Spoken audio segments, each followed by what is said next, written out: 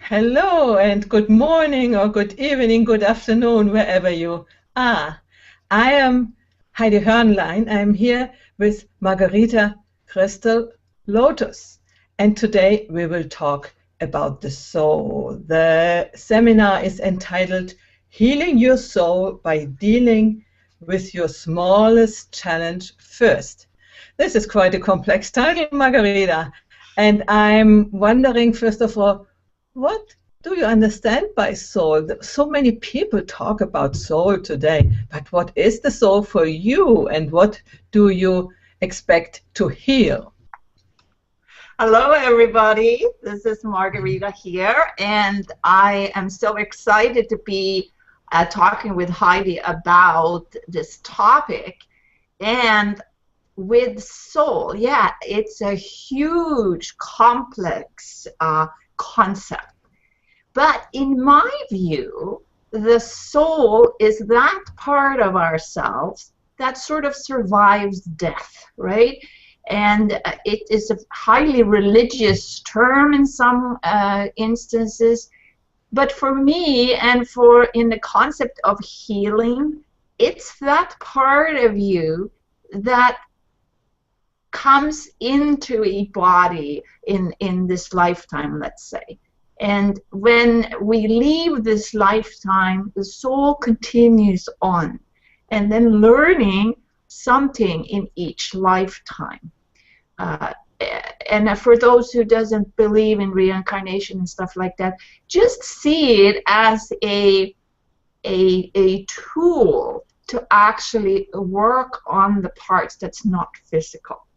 And another way to see it, it's your true self, that which has no ego, let's say, in it. The true persona is that the part of us that's not conditioned about faulty or good beliefs in some ways. It's that's detached from that. And the third and last part of that is it can include your high self, which is another concept that I usually use in healing, because that part, the higher self, let's say, is that is directly in contact with the divine and with our inner guidance. Does that help? It's in Are some we way, still but it there, also gives me Heidi? some more questions. Yeah? Can't you hear me? Yes. Can you hear me? Yes, I can. Yes. Okay, good. I'm wondering, you are talking about the soul as connected with the divine and being more, let's say, permanent than our physical body. And it seems like a very spiritual entity. And I'm wondering, healing, why does it need healing if it is sort of the divine, as you said, the true self, the higher self of us and the inner guidance? Why do we need healing for that? And how can we do that? Yeah, that's a very good point, because the part of us that is the high self, the soul, uh, that part cannot have full expression in our physicality and in our emotional body, in our mental body, unless we heal that connection. So really, it is more the connection with our higher self that needs healing, because the higher self really don't need healing. The soul doesn't need healing, but the connection with that immortal part of us, that is the part that needs to be unblocked and healed. Does that make sense? This makes much more sense, because before I thought, how can we heal the higher self? It's supposed the higher self, and it's perfect in itself, and the guidance, the inner guidance, knows already everything. But I think this is really a big deal, because many of us are not in any connection with this inner guidance or with this higher self. And we are on the journey, and we have discovered a little bit of it. And I'm wondering how, let's say two questions. One is, why would people bother to connect to their higher selves? And then how could they do it if they feel it necessary and important? Yeah, that's a very, very important question, because what's in it for me factor for everybody. Yeah, what's in it for me? What do I get when I do this healing? Well, are you happy today? Are you financially free? Are you in a total ecstatic bliss every moment of your day? Very few people have that. So if we heal the connection, let's say, to our higher self, our soul, then we can actually achieve that happiness that is so elusive for many, many people.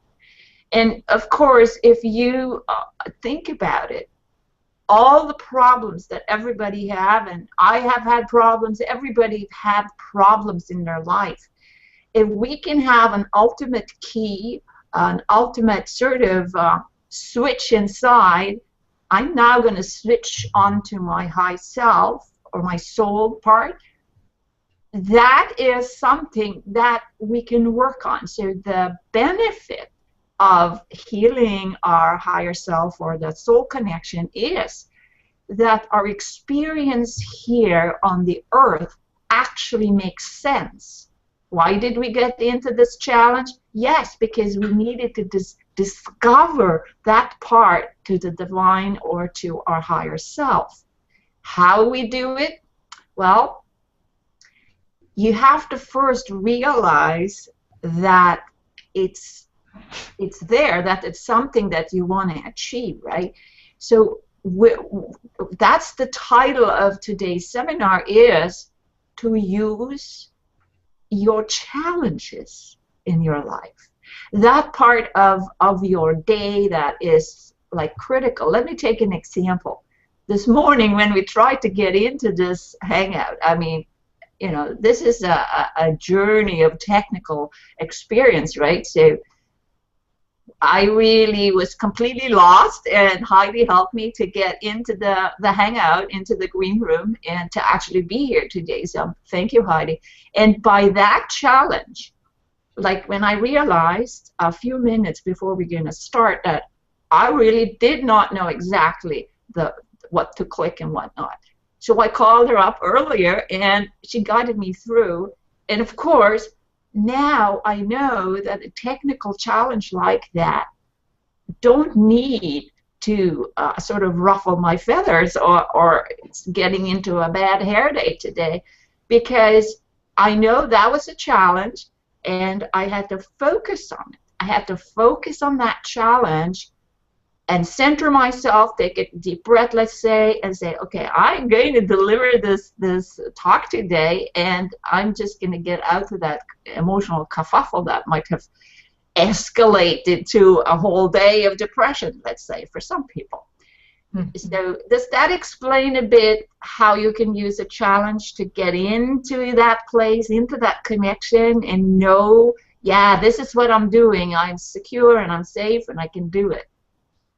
Yeah, it does. And actually, we have a lot of these challenges during the day where we can explore how we are reacting or responding to the challenges. When we are reacting, probably we are not in our higher self. We get anxious and fluttery, and we can't even type, maybe. And when we are instead responding, that's what you said, what you described, that you calm down, that you breathe deeply, calm down, and then you can do the things. And you even, I really could notice the moment when you sort of relaxed into the possibility to do this hangout. Even now, if your name tag down here, the line which normally is on the bottom, it didn't appear, and we don't know why. So this could be a source of continuous preoccupation if we are in our ego self, or it can be, not a problem. Yeah, I that's can do really it a good anyway. point, because when the technicality fails, let's make sure that your heart and your connection with that which is inside of you is still connected, right? And you see, I'm here, I'm smiling, and I just love it. And I appreciate Heidi very much for helping me.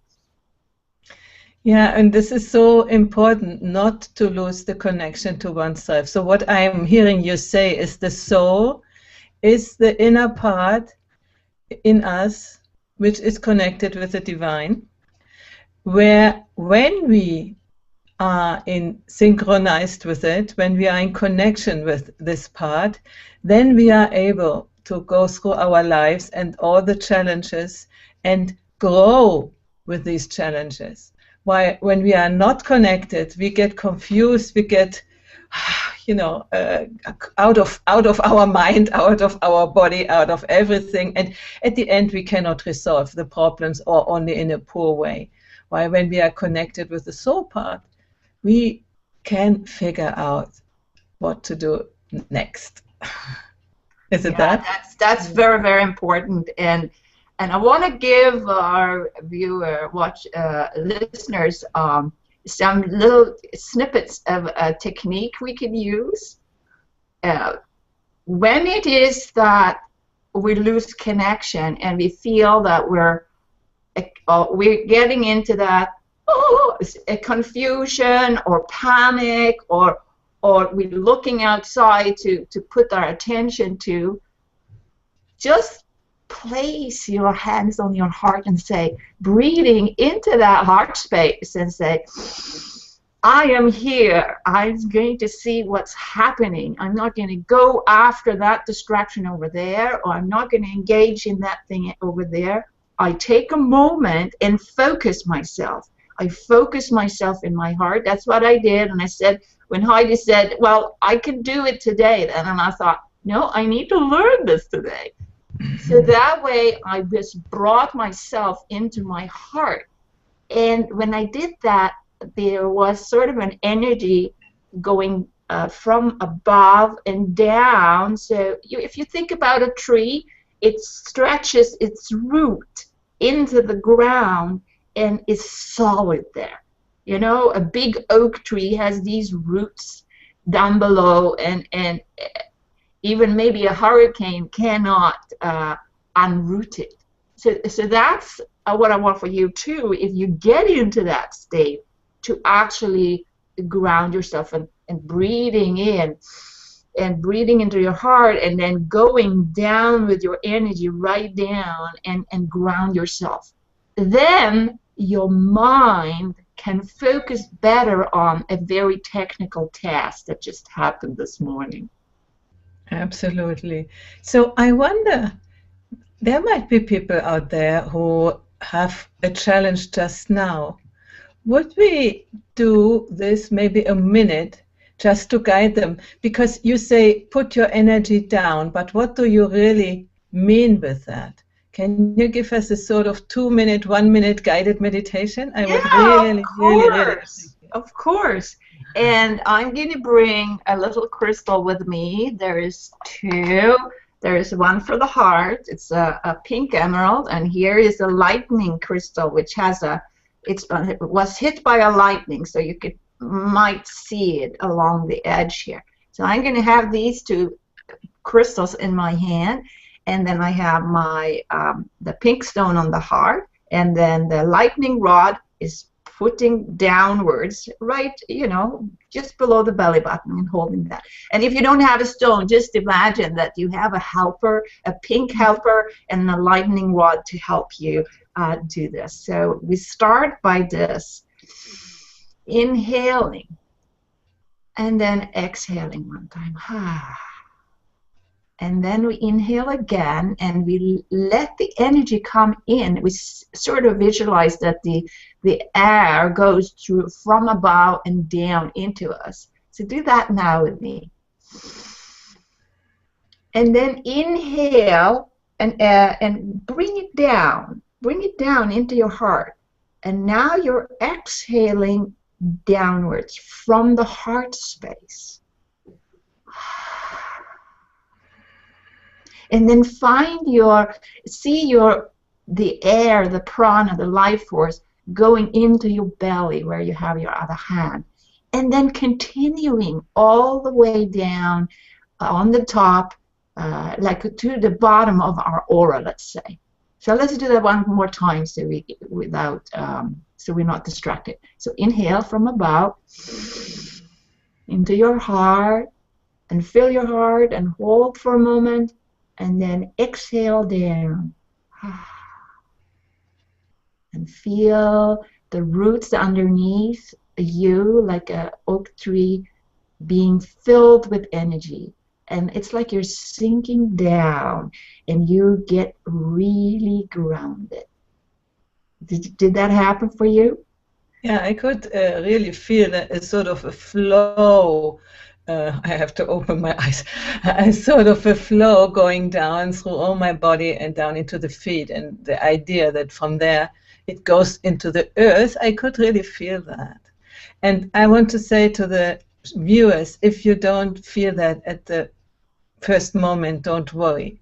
This also is a little bit of practice. I did this sort of meditation quite a while. And so for me, it's easy now to really feel it, not only visualize that, but really feel it. At the beginning, you probably will begin with visualization, that you imagine that these things happen, and you end up with really feeling it in your body. That's amazing, Heidi. You are such a great partner to visualize these things. And I want to also say, if you don't want to use crystals, you can take even something like a calculator that had the color of pink for the heart, let's say, or you can have a water bottle that's blue that you want to sink down. You can use colors as well. The beauty with crystals is that they're so precise in their vibration that, oh, I can feel it right now, and it gets you there a little faster. But don't worry, if you practice that every hour, if you get confused a lot, then bring your focus back in your heart. Okay? So I hope that's it's a very, very helpful technique to get you to actually become yourself and learn how to be in constant connection with your heart and your inner guidance, because that is very, very important. Yeah, it was exactly what I wanted to ask you. How does this exercise combine with the soul? How is it reaching the soul? How is it connecting you with the soul? Can you say some words about that? Yes, definitely. Let's say like this.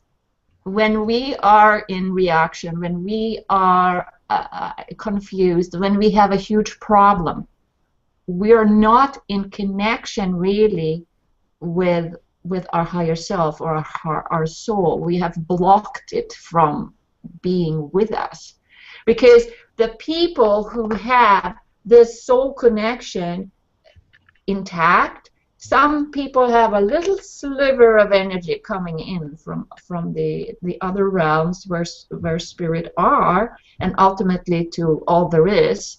But the intermediary here is that higher self. This is like your individuality up here that is connected directly into what created us, to the source of everything. And if you can imagine a little dot above your head, like here, and bringing that inside and put it into your heart, then the higher self lives in our heart. And then we have like instant access to it. Some people really have to do a little bit of meditation and a little bit of knowledge about this too. And even people who works in the finance world, or stockbrokers, or real estate agents, or even politicians, if, like, for example, some of those people could actually bring in that part in their heart, they also would not experience that many problems. There's a lot of problems. We all have problems. So don't make a mistake here to think that, oh, I'm not going to have any problems when I connect with my higher self or my soul. It's just that you will be better able to see the challenges coming. And even if you didn't see the challenge coming, you're not shaken up. You're not reacting and shutting down. Instead, you're there present, so that you can actually deal with what's coming. You know, I'm taking a look at my cat here in the window in the morning, and he all of a sudden ran from the other side of the house to the south side of the house. And I know, sort of, because we have coyotes here, and he's extremely scared from coyotes. And so I saw his back go up, and then he ran from the other window to the other window, back and forth, and I saw his back was raised, and he was scared, and he's walking back and forth. So that's what a person in real life can do. Oh no, not another bill, I can't handle it, or I can't stand that person anymore, or another person. It's overwhelming, right? So if you would stop, bring your energy back into your heart, then you can see, okay, where that coyote is now cannot harm me because I'm in the house. I can't say that to the cat, and because maybe he doesn't understand that if he's inside of the house, he can't be eaten by the coyote, right? But it's the same thing for people. We do the same thing. It's amazing when you actually see what's happening. Yeah, exactly what you said before. It was very impressive to me. If people who are in high qualified professions, let's say, and where they have to do decisions which are really infecting a lot of people, then if they could be able to be connected to their higher selves, they wouldn't do so many short-sighted decisions. They could be really in their heart space and have access to wisdom, which often the decisions which are made today are often short-term decisions, and they don't take into account life, the planet, and whatever, you know, the other people. It's just more the ego space, because when you are in upheaval and in confusion, you try to save yourself, and you are not interested in anybody else. So when you are able to really connect to yourself, you become more quiet. You become, your sight from this opens up to this, and you can see the more of the whole picture. And so the decisions would be different. So everybody is called to do that, but especially the leaders, who is a leader and whose actions have impact to so many other people. Yeah, I am, in these times that we're in, we're actually called to actually connect with that part of ourselves, however you want to call it. And I have a quote from the Dalai Lama, who is a very compassionate leader, and he's been you know, doing a lot of good work to ameliorate different conflicts on the world scheme. He said that that compassion is not a luxury, and compassion is when we are in our heart, right?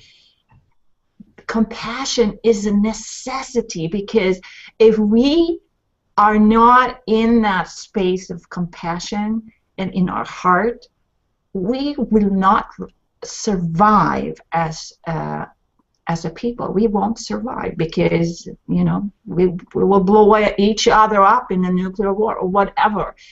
I don't know what that could be. It could be even something even worse. But if we're in our heart, there is always a good solution that we can decide upon. And that's really part of my mission, to actually introduce people to their own healing, because they will feel better. They will be happier with their own choices, and they can share that experience in their families and at their work and in their, greater tribe everywhere. And you can't act as one person, as as a little island somewhere, because without other people we cannot survive. Yeah, and I'm fully agreeing with you. When a person is deeply grounded in his or her heart space, it is just, she is just connected with the good. And she couldn't do any bad things, any bad decisions, at least not voluntarily. And as I said before, the decisions would be more global, I don't know if that's the right word, but more comprehensive.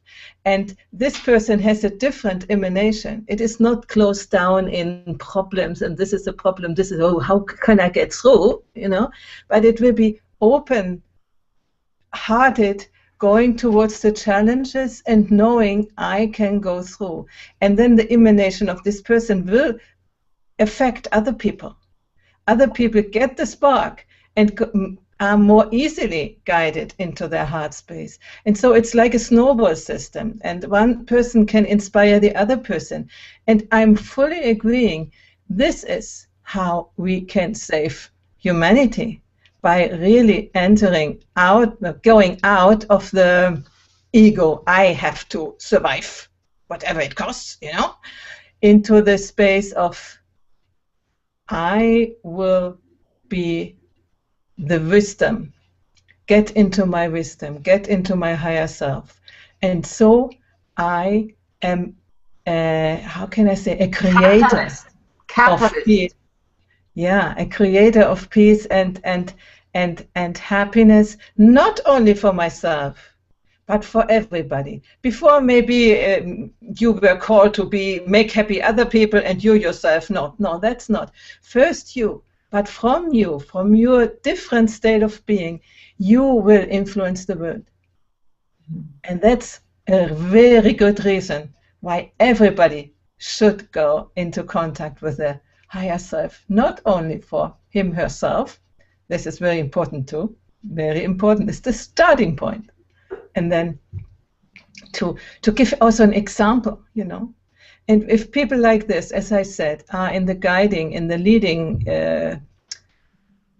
parts, how can I say, in the governments of our countries, and not only one person or two every now and then, but if many, many, many of those heartful people are guiding the countries, then peace can arrive.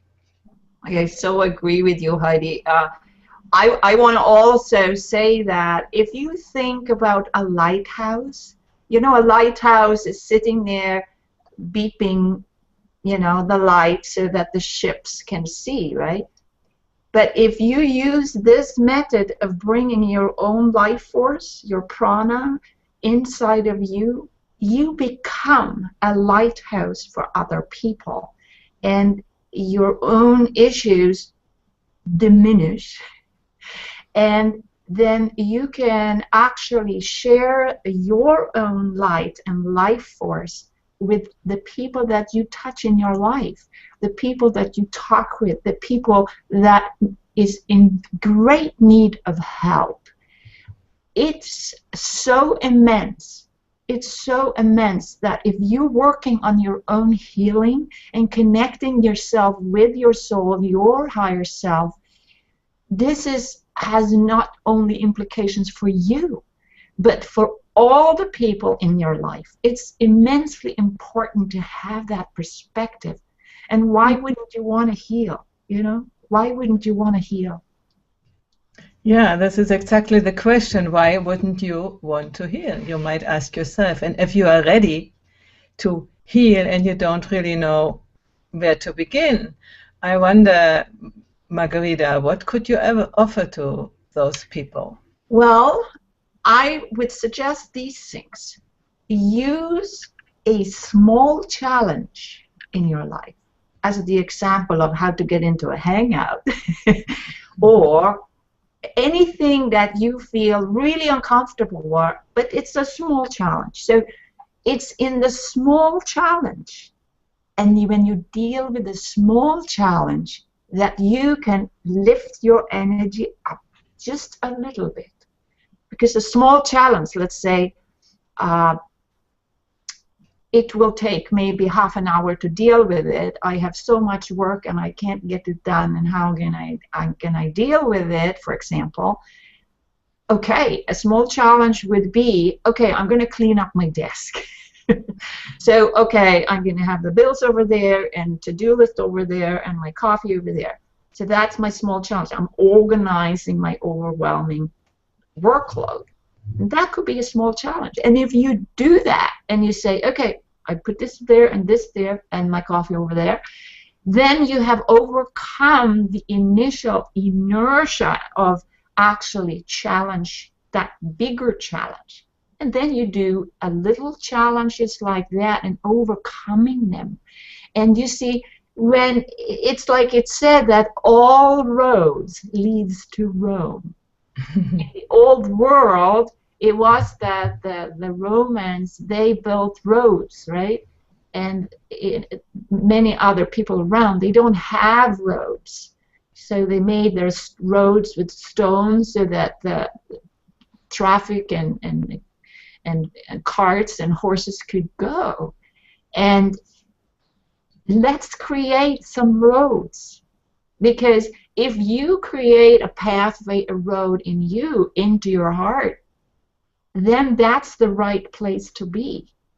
And the more you walk that road, the more you travel that road, the more familiar you would be with your heart.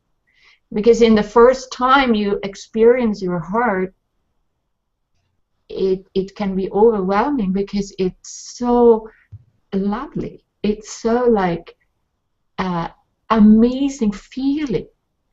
People maybe get the sense of that when they fall in love with somebody. And then that somebody is going to disappear after a number of years or a number of days. And then we're left with that, oh, I don't have it anymore.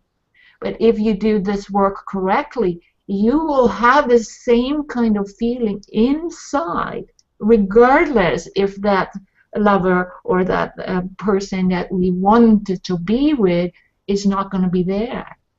And that's the really great idea, because then we would attract other people that we really want to be with, so we can find a new partner, for example. But using the small challenge from day to day and see, oh, I'm going to attack this challenge, I'm going to do it, I'm going to stay in my heart, and I'm going to look at it, and I will see it from a different perspective.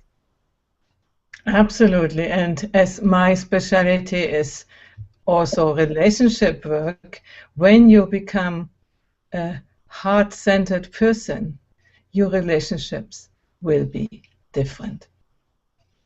Amazing. Yeah, it's like you become a magnet for the people that you want to be with. When that heart, that little lighthouse thing is turned on and you know about it, you will see a huge difference in your life. And this is what I help my client with as well. And yeah, it's immense. It's immense. I cannot understate it. So if anybody would like to contact you, as they don't see your name here and your website here, could you tell them exactly your name again and your website and how they contact you? Okay, so I am Margherita Crystal Lotus. You can find me on Google+. I have Margherita Crystal Lotus on Facebook, so you can connect with me on Facebook. And my website is thecrystallotus.com.